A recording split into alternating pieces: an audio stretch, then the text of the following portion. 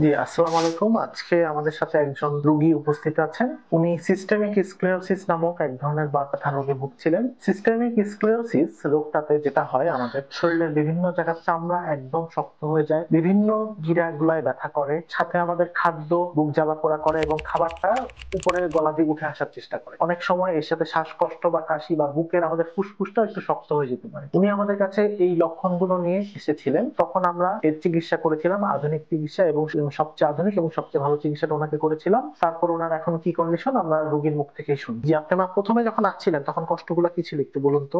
অনেক ভালো ট্রিটমেন্ট দিয়েছে। হ্যাঁ। আমার চামড়াটা অনেক শক্ত হয়ে গেছিল, আলো কুচকুচে হয়ে গেছিল, শুকায় গেছিলাম একবারে। আর গিরায় গালের ব্যথাগুলো কেমন ছিল? গিরার ভিতরে ব্যথা আসতো, গালে ঘা আসতো, জ্বর আসতো, অনেক অনেক নানান সমস্যা দেখা দিত।